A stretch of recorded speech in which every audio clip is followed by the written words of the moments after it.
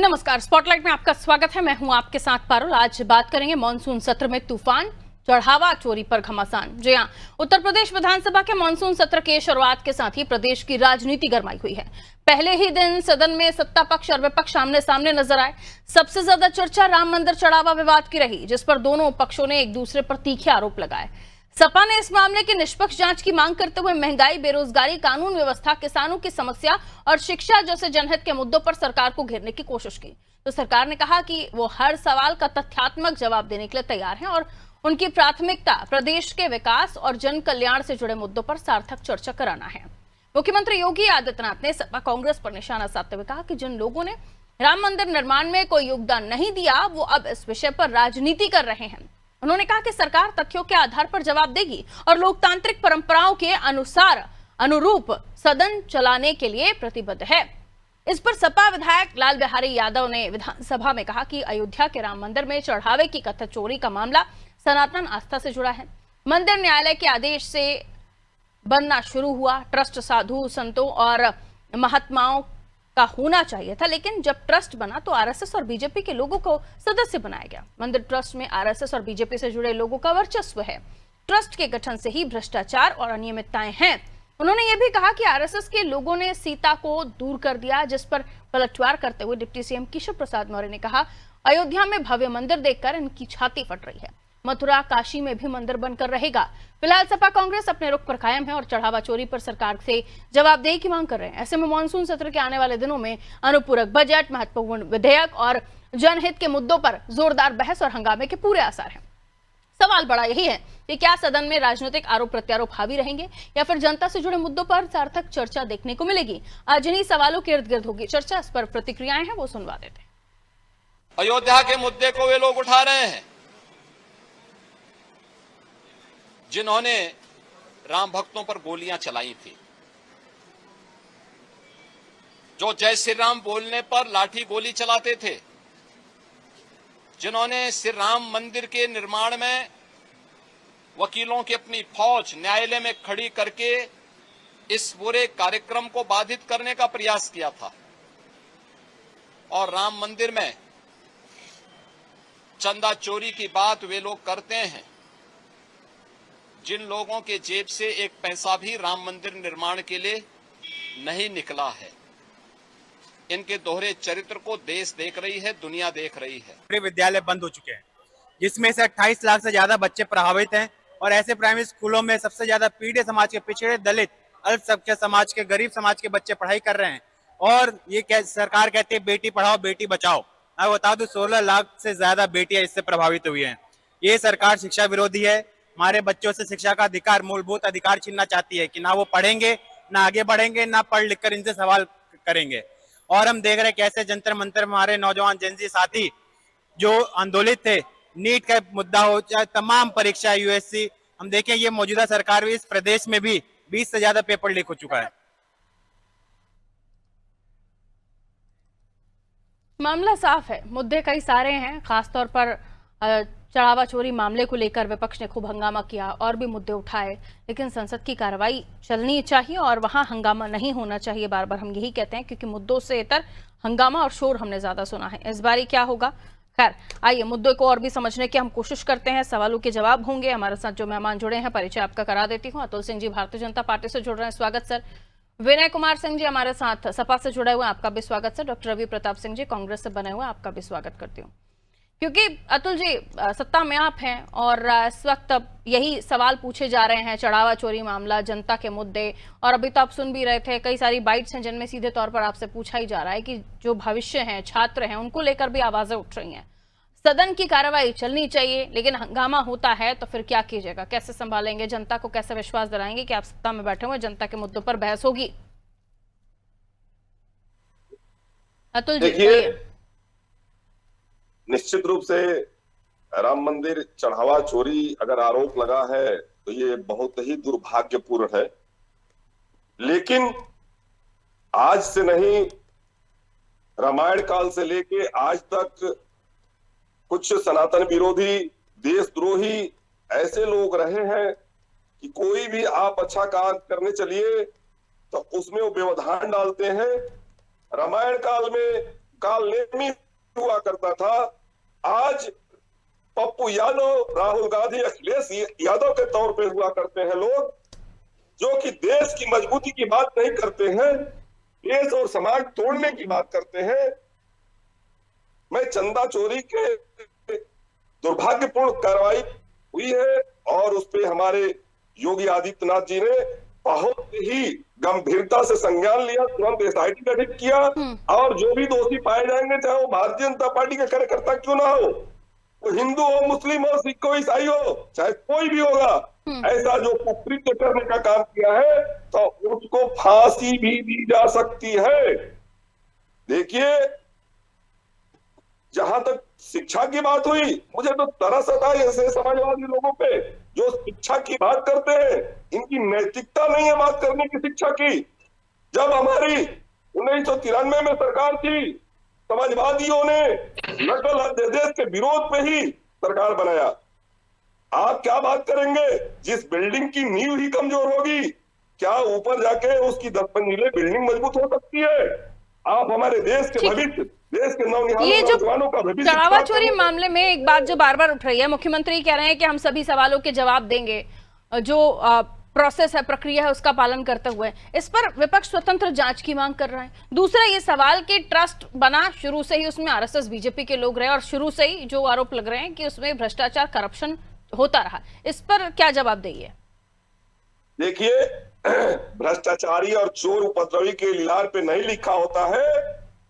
भ्रष्टाचारी, चोर, उपद्रवी कहीं भी जा सकता है, लेकिन जब उसकी पहचान हो जाए, उसके बाद भी अगर किसी भारतीय जनता पार्टी और संघ के कार्यकर्ता बना रहे तो भारतीय जनता पार्टी या संघ दोषी है। लेकिन मैं बात करता हूं ऐसे समाजवादियों को, अरे मैं मानता हूं हमारे हिंदुस्तान के सनातनी बंधु, संतों को नहीं होना चाहिए था। वो विपक्ष आपसे पूछ रहा है कि संत क्यों नहीं है ट्रस्ट में? 1 मिनट में बात हो जाने दीजिए। हमारे देश के सनातनी 3,500 करोड़ रुपया देने का काम किया मंदिर निर्माण के लिए, 500 वर्षों तक संघर्ष किया। ठीक है, बात आ गई 7 करोड़ रुपए चोरी की, उसकी भी कार्रवाई हो जाएगी। लेकिन इन लोगों की नैतिकता कहाँ है? जो रिवर फ्रंट, जो खाद्यान्न घोटाला, लैपटॉप घोटाला, 97,000 करोड़ की घोटाला। ठीक है, रुक जाइए अतुल जी, आ रहे हैं। विनय जी हमारे साथ जुड़े हुए हैं। विनय जी, आप सभा पर आरोप लग रहे हैं कि चढ़ावा चोरी मामले को आप लोगों ने, ओके रुक जाइए अतुल जी, लंबा बोलिए, अब रुक जाइए। ओके, काम डाउन, रुक जाइए, अभी रुकना होगा। ठीक है विनय जी, आस्था के मुद्दे को राजनीतिक मुद्दा बना दिया। जिन्होंने कभी कोई चढ़ावे में किसी तरह का कुछ भी नहीं चढ़ाया, वो आरोप लगा रहे हैं। और दूसरा, अगर जांच हो रही है तो जांच को पूरी तरीके से हो जाने दीजिए, उसके बाद आरोप प्रत्यारोप।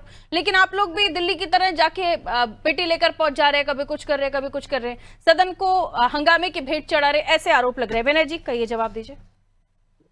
पारुल जी, अतुल जी ने ठीक कहा। भारतीय जनता पार्टी के चेहरे पर लिखा नहीं था कि ये चंदा चोर है। जब राम मंदिर के अंदर एंट्री किए, देश की जनता नहीं जानती थी कि इतने बड़े चंदा चोर हैं जो भगवान राम को भी ये नहीं छोड़ेंगे। इन्होंने सही कहा कि किसी के चेहरे पे नहीं लिखा होता है और भाजपा भी हो सकती है, उन्होंने कहा।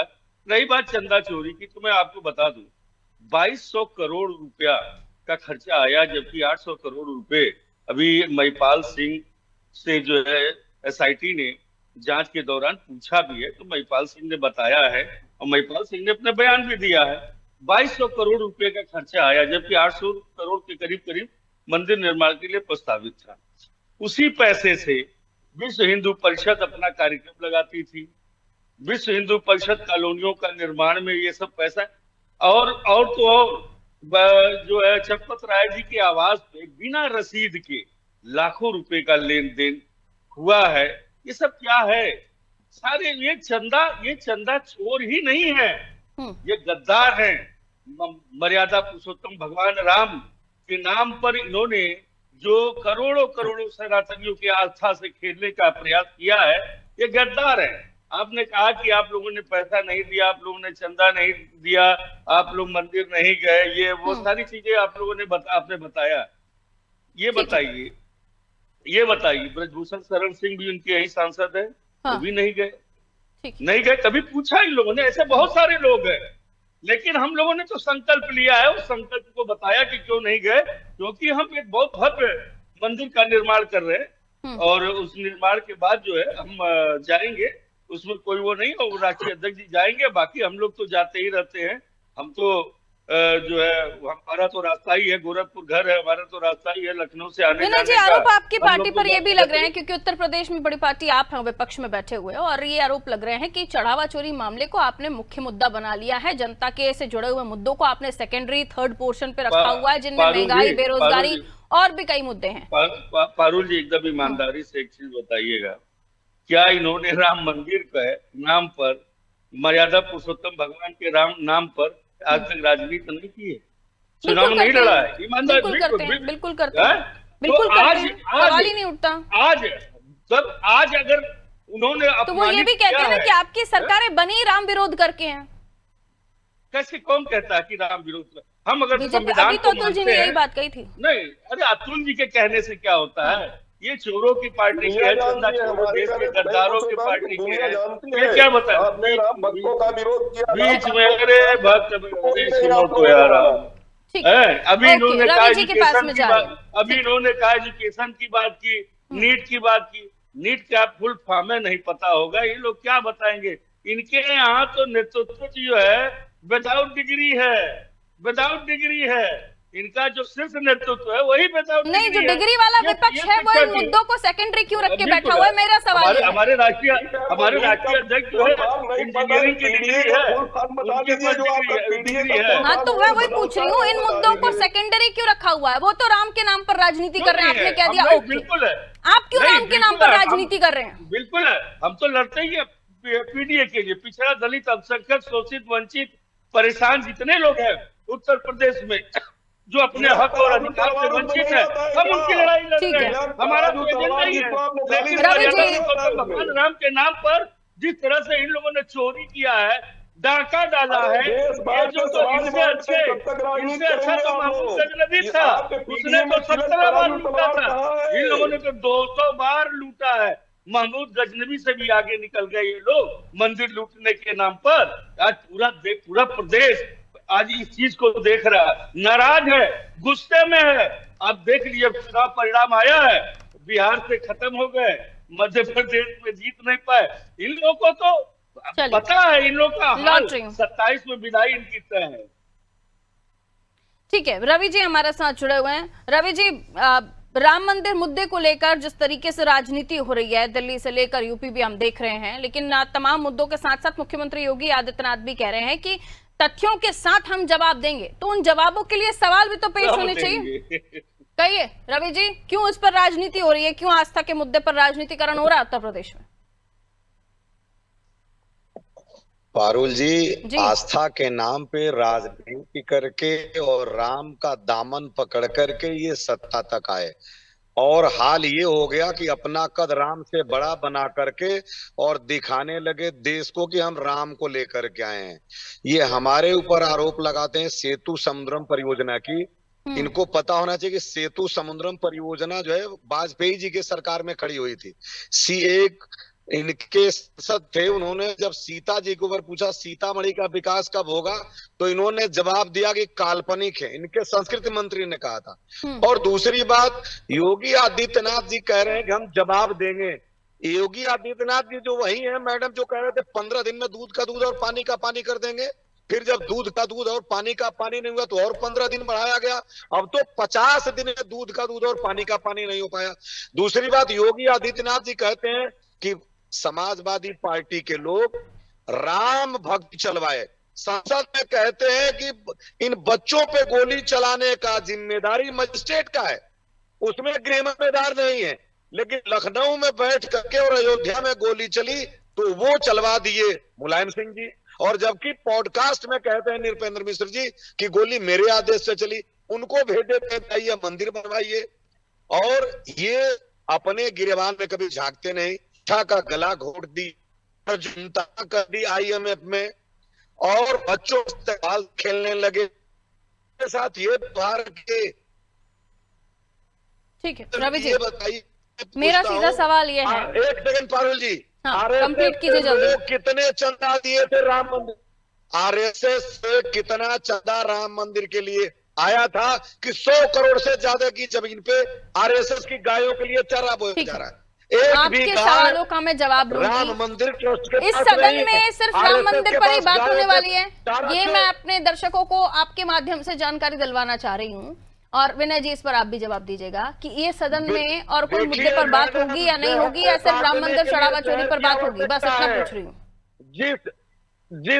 जिस राम को ये पकड़ के आए हैं, अब हम जब राजनीति कर रहे हैं इनको बुरा लग रहा है और करेंगे राजनीति हम बिल्कुल राम पे करेंगे। इनको लूटने नहीं चलिए, देंगे। बड़ा दिल करके इनको आपने बता एक्सेप्ट रहे कर लिया राम को लूटने नहीं कि अब देंगे। विपक्ष भी राम पर राजनीति करने को उतारू है, और यही एक ऐसा मुद्दा लग रहा है नहीं होना चाहिए इनको। जिससे वापसी हो सकती है। कांग्रेसी राम के अस्तित्व अरे को पारुल ही जी, कर रहे थे। पारुल जी, अरे जिस मोदी जी बारी बारी से की थी। तीनों साथ में बोलेंगे तो कैसे सुन पाऊंगी मैं? ज्ञानवान है तो पूछिए कि वाजपेयी जी के समय में सेतु समुद्रम परियोजना उठी ठीक। थी, हमारे ओके। समय में नहीं। आप ही की बातों को लिए जा रही हूँ अब अतुल जी के पास, जवाब लेने दीजिएगा। रवि जी रुक जाइए, ठीक है, कहिए अतुल जी, जवाब दीजिए उनकी बातों का। अतुल जी जी, कहिए, जवाब दीजिए। कौन से इनके सवाल के जवाब दे? अभी तक तो ये लोग राम को ही नहीं स्वीकार कर रहे थे। कम से कम बधाई हुई इन लोगों का कि इन लोगों ने राम को स्वीकारा, काल्पनिक मैंने नहीं कहा। आपको बता दिया कि बात मिलकर सेतु समुद्रम पुरुषोत्तम राम हुई थी। हाथ छोड़ा भाग गए। आपको 84 से पहले राम याद नहीं आते थे। हिंदू कहते हैं आइए मथुरा का सवाल दें, काशी का सवाल दें। आपको राम याद राम जब डकैती आप करी तो आपको याद आने लगा ये उड़ा करके हट लिए। ठीक है, एक एक करके बोल लीजिए सर, आवाज नहीं आ रही आप लोगों की। बात करते हो, गद्दार कौन होता है खुद आप समझ सकते हैं। हिंदू होने के बाद भी हिंदुओं पे गोली चलवाने वाले लोग, राम मंदिर का विरोध ठीक है। करने वाले लोग, यही तो फिर संसद में कहते हैं गृह मंत्री की मैंने गोली नहीं चलवाई, आपको माफी मांगनी चाहिए थे। अगर युवाओं में गोली गृह मंत्री तो फिर मुलायम सिंह को कटघरे में खड़ा करिए, वरना आपको बेशर्मी से माफी मांगनी चाहिए। देश से माफी मांगिए। देश के प्रजातंत्र के मंदिर में आपके लोगों ने कहा, मंत्री ने, जितेंद्र सिंह ने, कि गोली चलाने का अधिकार मजिस्ट्रेट के पास है। अगर मजिस्ट्रेट गोली चलवाता है तो कैसे चलवा दिया मुलायम सिंह यादव? ओके, अगर मुलायम सिंह यादव चलवाए तो गृह मंत्री से इस्तीफा दिलवाइए, तत्काल दिलवाइए इस्तीफा कि आपने AK-47 भी ठीक है, चलवाया, ओके, विनय जी को गन एंटर चलवाया, करती हूँ अब मैं। लोहे की रुक लगी जाइए। कीलों को लगवाया, और आप बेशर्मो जैसी बात कर रहे हैं आप। ठीक है, अब रुक जाइए रवि जी। विनय जी, आपका क्या कहना है, सदन में क्या इस बार भी हम हंगामा देखेंगे? ये सत्र भी हंगामे की भेंट चढ़ेगा, या मुद्दों पर बात होगी, या यही एक फेवरेट मुद्दा है जिसमें सब कुछ दिखाई दे रहा है, इसी पर ये सारा सदन का हंगामा चलेगा? अभी पेटी लेकर पहुंचे, ऐसा नहीं कोई आपका भी नेता साधु संत बनकर बैठ जाए पप्पू यादव की तरह? देखिए, उत्तर प्रदेश में बहुत सारे मुद्दे हैं। उत्तर प्रदेश में कोई काम हुआ नहीं है, कोई विकास का अगर पूछा जाए, अगर हम पूछ लें तो बता नहीं पाएंगे। अतुल जी, पिछली बार भी हम बैठे थे, इनसे हमने पूछा था कितने मेडिकल कॉलेज कहाँ कहाँ, बता नहीं पाए थे। आज हो सकता है पढ़ के आना चाहिए, आए हैं कि नहीं मुझे नहीं मालूम। सारी चीजों पे बात होगी, लेकिन इन राम भक्ति के नाम पर, मर्यादा पुरुषोत्तम राम के नाम पर जो इन लोगों ने महापाप किया है, जो करोड़ों करोड़ों सनातनियों की आस्था को ठेस पहुंचाया है, उसका आडंबर जो इनके जो ये आडंबर करते, इस पर्दे को उठाना बहुत जरूरी है, और उसको उठाया जाएगा। क्योंकि इन लोगों ने जिस तरीके से खुलेआम लूट किया है, आपको बता दें कि जो विश्व हिंदू परिषद कॉलोनियां हैं, वहां पर जो अनुदान दिए जाते थे वो ओबीसी चंदे से दिए जाते थे। कॉलोनियों के निर्माण में विश्व हिंदू परिषद के यही चंदे का पैसा लगता था, और यही पैसे से इन लोग आपको बहुत कम समय है, अब एक सवाल विनय जी आपसे ही पूछ रही हूँ। आपने कहा 105 किलो का था, वो 85 किलो का सिर्फ रह गया था। ठीक है, इन लोगों ने क्या क्या नहीं किया है। विनय जी, आपने कहा कई सारे मुद्दे हैं यूपी में, मैं पूछना चाहती हूँ कितने प्रश्न लगे हैं उत्तर प्रदेश विधानसभा में विपक्ष की तरफ से? अब जिन विधायकों ने लगाए होंगे, सारे जनहित मुद्दों पर प्रश्न लगे हैं, इसमें कोई दो राय नहीं है। लोग जो जनप्रतिनिधि जहाँ के हैं, उनकी जो अपने क्षेत्र की समस्या है उस पर भी, और एजुकेशन पर भी, क्योंकि देखिए हमारी समाजवादी पार्टी छात्रों के बीच से निकली हुई पार्टी है, छात्रों के दर्द को समझती है, युवाओं के दर्द को समझती है। हम इन सब मुद्दों को भी लेकर के सदन में बैठे उठाएंगे और उसको पूछेंगे, इसमें कोई दो राय नहीं है। और लेकिन मर्यादा पुरुषोत्तम भगवान राम के नाम पर जो किया गया महापाप है, उसको उजागर किया है समाजवादी पार्टी ने, इंडिया गठबंधन ने, और इंडिया गठबंधन इस चीज को लेकर के सदन में बहुत मजबूती के साथ इन सारे मुद्दों को लेकर के खड़ी होगी। यानी सदन में आप ये विश्वास दिला रहे हैं कि सवाल जवाब की प्रक्रिया, सदन की जो प्रोटोकॉल है, जो प्रोसीजर है, उसके तहत पूरी सदन को आप लोग चलने देंगे, ये सुनिश्चित करके जा रहे हैं मेरे दर्शकों के सामने कि आपकी पार्टी ऐसा होने देगी? चलेगा, बिल्कुल चलेगा। लेकिन जो मुख्यमंत्री ने कहा था कि 15 दिन के अंदर दूध का पानी हो जाएगा, दूध भर गया, उसको कह रहे हैं पनीर बना लो। अरे कहाँ ले जाए, पनीर भी तो खट्टा हो गया है, कहाँ लेकर के जाए भाई? कई दिन रखा जाएगा? 50 दिन हो गया, 50 दिन तक तो पनीर टिकेगा नहीं ना, वो भी खट्टा हो गया है। कहिए, जवाब दीजिए। 15 दिन का अल्टीमेटम था, टाइम लिमिट ज्यादा हो गया है, अब विपक्ष इसलिए भी सदन में अब इस मुद्दे को उठाएगा। देखिए, मानवता और कानून दोनों कहती है कि एक अपराधी को सजा देने के लिए कहीं बिना अपराध किए हुए व्यक्ति को सजा न मिल जाए, इसलिए चाहे जितना भी समय लग जाए, लेकिन सही उसका जांच हो जानी चाहिए। निर्दोष का एक भी अपराध नहीं, उसको सजा नहीं मिलनी चाहिए। मतलब मुख्यमंत्री जी को ये आभास नहीं था कि 15 दिन में सोसाइटी चुन के दूध का दूध और पानी का पानी कर पाएगी। फिर कैसे मुख्यमंत्री है बताइए? आपको रिजल्ट देंगे। बात आप 15 दिन का और 3 5 50 दिन बाद भी आप कैसे भरोसा है उनको अपने मातहतों पे? चलिए, उम्मीद करते हैं विधानसभा का ये सत्र सवाल जवाब के साथ, जनता के मुद्दों के साथ चले। बहुत बहुत शुक्रिया आप सभी का हमारे साथ चर्चा में जुड़ने के लिए। उत्तर प्रदेश की हम बात कर रहे थे, जहां मानसून सत्र शुरू हो गया है, लेकिन सत्र के साथ साथ हंगामा भी शुरू हो गया है और राम मंदिर चढ़ावा चोरी के साथ साथ विपक्ष ने कुछ और मुद्दों को उठाने की कोशिश की, लेकिन प्राथमिकता में चढ़ावा चोरी मामला था, जिसको लेकर मुख्यमंत्री से लेकर उप मुख्यमंत्री ने विपक्ष को घेरा और तीखे तरीके से जवाब मांगा कि जब आपने राम मंदिर निर्माण में किसी तरह का योगदान नहीं दिया, किसी तरह का चंदा नहीं चढ़ाया, किसी तरह का कोई लेना देना नहीं था आपका, तो अब आप क्यों इस मामले में राजनीति कर रहे हैं? आस्था पर राजनीतिकरण बहुत शुद्ध रूप से उत्तर प्रदेश में हो रहा है, इसमें कोई दो राय नहीं। और विपक्ष ने अभी इस डिबेट में स्वीकार भी कर लिया। रवि जी कह रहे हैं कि हम तो करेंगे राजनीति राम के नाम पर। तो अब राम के नाम पर ये कहा जाता था कि बीजेपी तो राजनीति कर रही है, लेकिन अब विपक्ष का भी ये फेवरेट टॉपिक हो गया है। ऐसा लग रहा है इसी से मिलेगी सत्ता की चाबी। अब देखना होगा उत्तर प्रदेश में जो मानसून सत्र चलेगा उसमें जनता के और मुद्दों का क्या हश्न होता है, या जैसे कि अभी विनय जी कह रहे थे कि कई सारे जनता के हित से जुड़े क्षेत्रों में जो विधायक हैं उनके क्षेत्र से जुड़े सवाल लगाए गए होंगे, उन पर जवाब मांगा जाएगा। सदन की कार्रवाई कैसे चलेगी, हमारी नजर बनी हुई है। फिलहाल मुझे दीजिए इजाजत, नमस्ते।